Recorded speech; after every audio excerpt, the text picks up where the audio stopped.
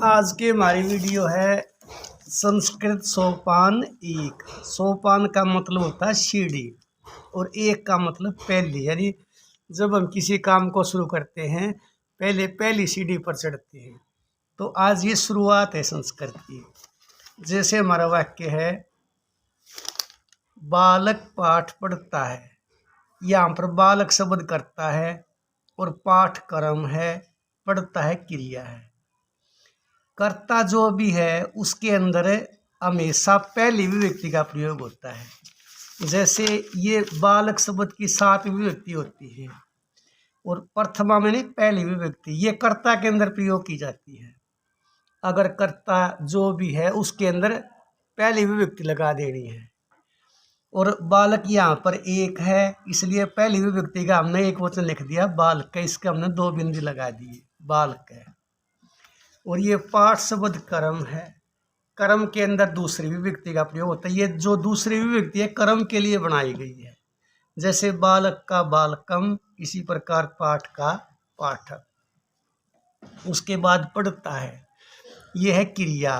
और वर्तमान काल का वाक्य है यू, वर्तमान काल के लिए लट लकार का प्रयोग होता है। ये लट लकार जो है पठती पठते पठंती, ये लट लकार के वर्तमान काल के लिए प्रयोग होते हैं।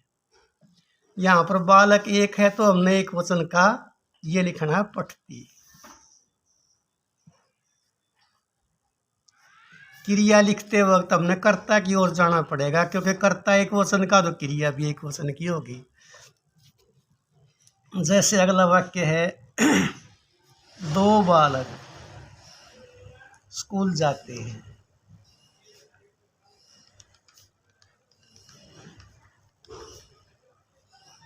यहाँ पर 2 बालक करता है, इसमें 2 की संस्कृत लिखने की जरूरत नहीं है। इसको हम द्विवचन वाला लिख देंगे। एक वचन के लिए ये बालक है, द्विवचन के लिए बालकौ, ये बालकौ लिख देंगे तो ये 2 बालक की संस्कृत ही होगी। और जाते हैं स्कूल में, स्कूल की संस्कृत विद्यालय। और ये कर्म होता है दूसरा, इसके अंदर दूसरी विभक्ति विद्यालय। जैसे यहाँ पर बालक का बालकम हो गया, इसी प्रकार विद्यालय का विद्यालय। और ये कर्ता द्विवचन का होने के कारण क्रिया भी द्विवचन की लिखेंगे। एक वचन के लिए पठती, द्विवचन के लिए पठते। यहाँ पर लिखा जाए गच्छते, क्योंकि अगर वो पढ़ते हैं तो पठते लिखाएंगे। और वो जाते हैं, जाना के लिए गम धातु का प्रयोग होता है, उसके रूप बनेंगे गच्छती गच्छते गच्छन्ति। जैसे पठ के पठती पठते पठंती, उसी प्रकार गम के गच्छती गच्छते गच्छन्ति। यहाँ पर हो जाएगा गच्छते। ये 2 हैं, इसलिए यहाँ पर द्विवचन का कर गच्छते। जैसे राम पाठ लिखता है।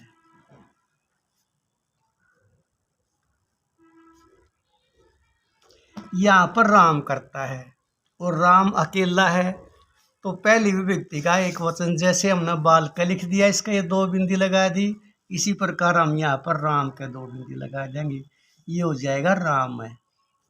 और पाठ के अंदर वही दूसरी विभक्ति, कर्म के अंदर हमेशा दूसरी विभक्ति का प्रयोग होता है पाठम। यहाँ पर राम एक है, इसलिए एक वचन का ती लगाना हमने लिखती। लिखता है तो लिख मैंने लिखना, और एक वचन में ये लिखती। जैसे हमारा वाक्य है, छात्र सुलेख लिखते हैं।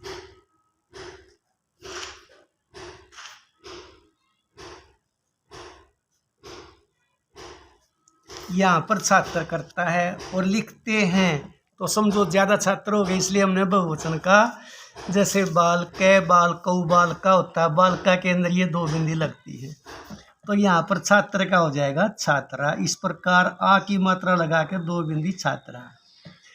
और जो लिखते हो है कर्म, कर्म के अंदर वो दूसरी विभक्ति सुलेखम। और क्या करते हैं, वो लिखते हैं, ज्यादा छात्र होने के कारण अंति लग जाए बाद में। जैसे ये ती तय अंति लगा हुआ है, पठती पढ़ते पठंती, लिख के लिखती लिखते लिखंती, यहाँ और हो जाएगा लिखंती।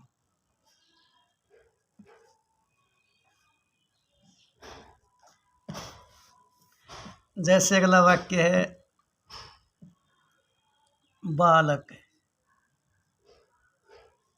भोजन खाते हैं।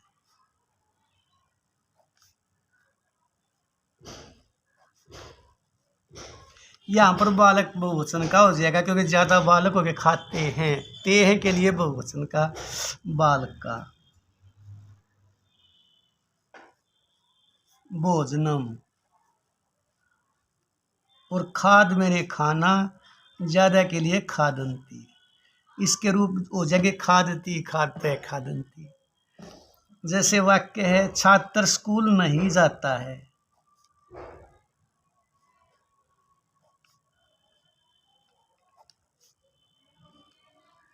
यहाँ पर नहीं का हो गया, तो करता तो वही छात्र है। एक छात्र है, जाता है तो एक छात्र है, छात्र है। एक के लिए छात्र है, दो के लिए छात्र, अधिक के लिए छात्रा। जैसे बालक, बालकौ, बालका, छात्र, छात्र, छात्रा। तो एक छात्र छात्र है। विद्यालयम,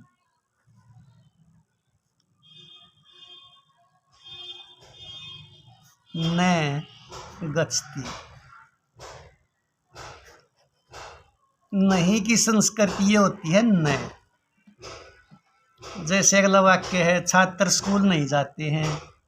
इसकी संस्कृत बन गई छात्रा, ज्यादा छात्र होने के कारण छात्रा। विद्यालयम न गच्छन्ति। उसके बाद जैसे हमारा वाक्य है, क्या राम पाठ पढ़ता है।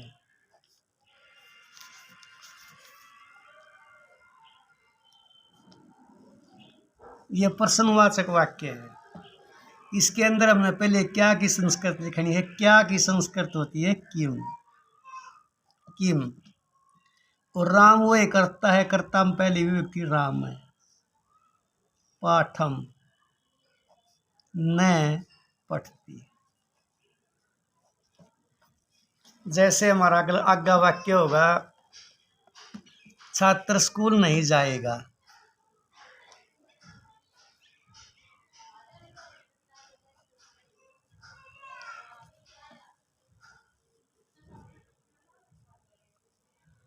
ये हमारा भविष्य काल का वाक्य है। भविष्य काल के लिए हमने सिर्फ ये लकार बदलना है। जैसे वर्तमान काल के अंदर इसका प्रयोग होता था, भविष्य काल के अंदर इस लरिट का प्रयोग होगा, पठिष्यति, पठिष्यते, पठिष्यन्ति। इसी प्रकार गम के गमिष्यति, गमिष्यते, गमिष्यन्ति। तो यहाँ पर छात्र स्कूल नहीं जाएगा, छात्र विद्यालयम न गमिष्यति।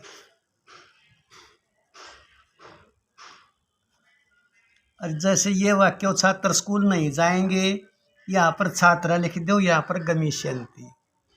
दो छात्र स्कूल नहीं जाएंगे, यहाँ पर छात्र द्विवचन का, यहाँ पर गमिष्यते द्विवचन का। छात्र विद्यालयम ने गमिष्यते। जैसे स्त्रीलिंग के वाक्य बनाने हमने, जैसे सीता स्कूल जाती है।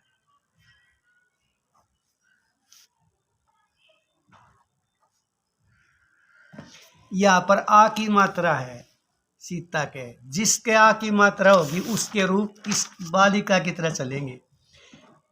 और कर्ता में ये पहली विभक्ति का प्रयोग करना, हमने ये पहली है, ये दूसरी है, इस प्रकार का प्रयोग है। इसके रूप पहली विभक्ति में जो बनेंगे उसके ये विसर्ग नहीं आएंगे। और बहुवचन का जो रूप होगा बालिका, उसके विसर्ग होंगे। बालिका एक लड़की, बालिके दो लड़कियां, और बालिका सभी लड़कियां। तो यहाँ पर है सीता स्कूल जाती है।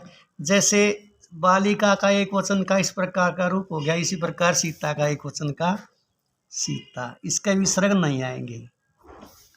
विद्यालयम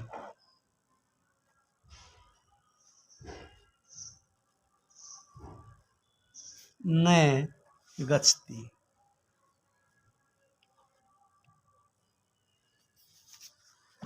जैसे हमारा वाक्य है, सीता सीता के स्थान पर और कुछ लिख दो, जैसे लड़की पाठ याद करती है। लड़की पाठ याद करती है। लड़की की संस्कृत वो बालिका होगा, और एक लड़की है इसलिए एक वचन का बालिका। इस प्रकार का एक वचन का न जिस शब्द के आ की मात्रा होगी वो स्त्रीलिंग के शब्द होते हैं, उसका एक वचन में ये विसर्ग नहीं आएंगे, बहुवचन में विसर्ग होंगे, और द्विवचन में एक ही मात्रा हो जाएगी। बालिका पाठम। और याद करती है, समरी मैंने याद करना होता है, इसके रूप बन जाएंगे समर्ती। समर्ती समर्थ समरंती। जैसे अगर पठ के तुम्हारे याद हो गए, पठती पठते पठंती, उसी प्रकार सब के रूप हो जाएंगे। जैसे छात्राएं कल स्कूल नहीं जाएंगी। यहाँ पर छात्राएं ज़्यादा होगी, छात्राएं छात्र की छात्रा जो संस्कृत होती है इसकी छात्रा संस्कृत होगी छात्रा शब्द की, और ये ज़्यादा है इसलिए हमने बहुवचन का लिख दिया। जैसे बालिका के दो बिंदी लगती है, इसी प्रकार बहुवचन में इसके दो बिंदी लग जाएंगी, छात्रा। कल, कल ये है आने वाला कल है। कल दो प्रकार के होते हैं, आने वाला कल और बीता हुआ कल। तो यहाँ पर हम आने वाले कल की संस्कृत लिखेंगे। आने वाले कल की संस्कृति होती है साव। विद्यालयम,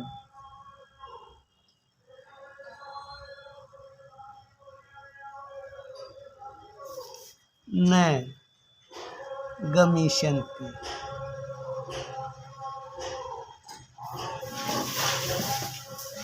और वाक्य जैसे गीता गीत गाती है। यहाँ पर गीता करता है वही आ की मात्रा ये है, और एक लड़की है एक गीता है, तो एक वचन का ये हो जाएगा गीता। और गीत वो एक कर्म, कर्म के अंदर दूसरी व्यक्ति गीतम। गाती है गायती, इसके रूप बने गायती गायते गायंती। और जैसे गीता गीत गाएगी,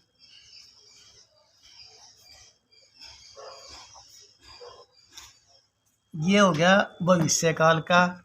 भविष्य काल में इसके रूप बनेंगे, इसमें तो गायती गायते गायंती बन गए, और भविष्य काल में पहले तो कर्ता लिखेंगे गीता गीतम, गाएगी गास्यति, इसके रूप बन जाए गास्यति गास्यते गास्यन्ति।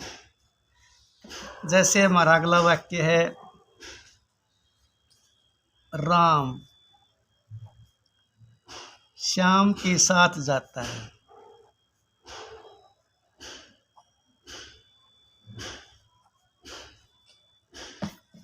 वैसे तो वो दोनों जा रहे हैं राम और श्याम, लेकिन हमारा वाक्य राम श्याम के साथ जाता है, तो कर्ता हमेशा अकेला राम राम मान्या जाएगा इसमें, तो संस्कृत हो जाएगी राम है, एक वचन का राम है।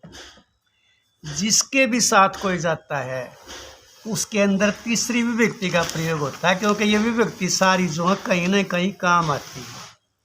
जैसे श्याम के साथ जाता है, जैसे बालक में बालकेन होगा तीसरी विभक्ति में, श्याम का श्यामेन।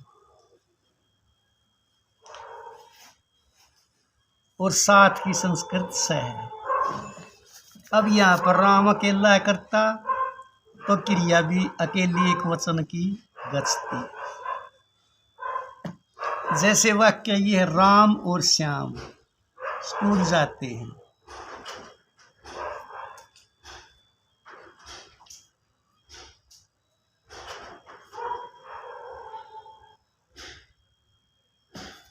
राम और श्याम स्कूल जाते हैं, इसके अंदर कर्ता राम और श्याम दोनों हैं, एक राम है एक श्याम है, तो इसको भी हम एक वचन का लिखेंगे, पहली विभक्ति का एक वचन।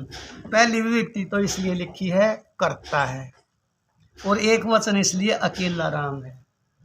और श्याम है, श्याम भी अकेला है, तो यहाँ पर राम श्याम च। हिंदी में तो ये और जो होता है बीच के अंदर आता है राम और श्याम। और संस्कृत में जो और की संस्कृत च होती है ये बाद में लिखी जाती है दोनों की, राम श्याम च विदालम। यहाँ पर दोनों करता है तो क्रिया द्विवचन की गच्छत है।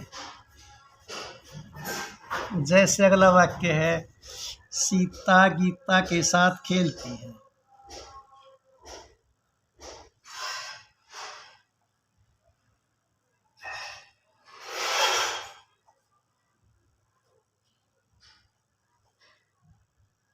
यहाँ पर सीता करता है, पहली विभक्ति का एक वचन सीता, और किसके साथ खेलती है? गीता के साथ।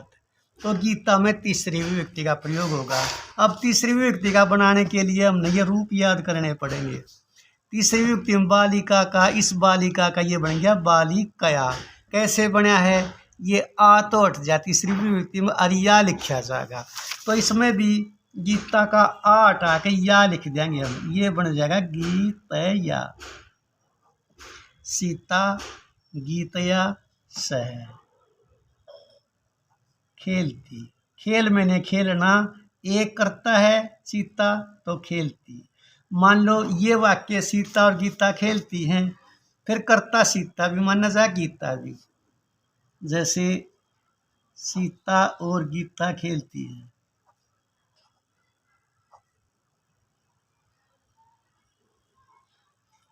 सीता एक वचन का सीता और गीता भी एक वचन का गीता, क्योंकि एक वचन में विसर्ग नहीं लगते, सीता का भी नहीं लगेंगे गीता का भी नहीं लगेंगे।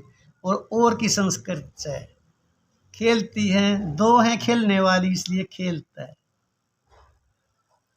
तो ये हमारी आज की वीडियो थी संस्कृत सोपान 1।